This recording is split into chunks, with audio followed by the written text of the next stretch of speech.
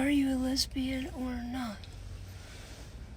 You know, my grandma Ruby used to live with me in her later years. I built an apartment for her and my mom so I could help take care of them as they got older. And when she was older, like I mean like 96, like top-notch older, right? I would always come home from school and come home from work, and she'd be sitting on our front porch. And she'd be sitting on our front porch, I swear to God, just waiting for me to come home. It didn't matter what time of day I came home at, she would be there. I'd get out of my car. She says she loves my sports car. Don't ever sell it. That's Grandma Ruby's car. I'll never get rid of it. And then I'd come up and we'd talk about her day. Now, sometimes my grandma would be watching news programs downstairs, and she'd only pick up pieces, right? She wouldn't be able to follow a whole story. So sometimes I'd sit down with her and we talk about what she saw and what she understood and what she didn't understand. And this day I came up to her and she was real serious. My grandma was never really serious, in all fairness. She mostly was joking, you know, very sarcastic, where I get my humor from. And this day she asked me to sit down. She goes, "Jo, I have a really important question to ask you." I said, "Okay, Grandma." She goes, I was watching your video. And I need to understand something. I said, okay. By the way, my grandma and I had great conversations off the heels of these videos. And she usually forgot, so we'd have to have them multiple times. And she goes, well, I saw a video on what a transgender person is. I said, oh, okay. She goes, I don't understand.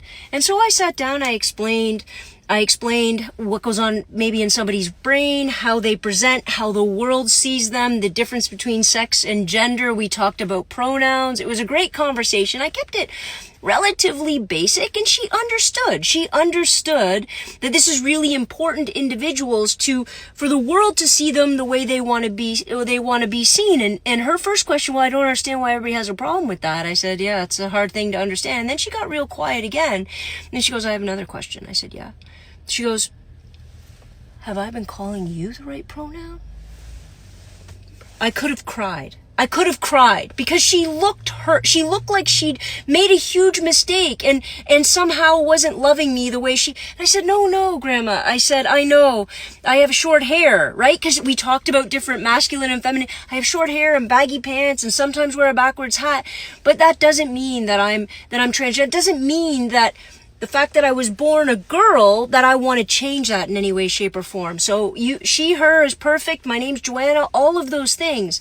And she goes, oh, because I would never want to hurt you and not see you. Everybody wants to be seen, right? I would never want to do that. So can you make me a promise? I said, sure, I can make you a promise. And she leans in again and she goes, if that ever changes, you'll just tell me. Right away, you'll tell me. I'll be the first person you tell, so I get it right. I said, Grandma, you'll be the first person I tell about anything. And I know how you're going to handle it. You just give me a shove and say, what'd you think? I wasn't going to love you no more? And then just keep going on with your day.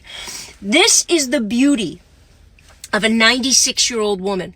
Why? Because at that stage of their life, they become authentically true to themselves. Authentically true without all the socialization and all the politics and all the bullcrap, and just understanding a fundamental truth that we want to treat people and treat their soul with love, compassion, and acceptance. And that's it. That's what the whole world is about.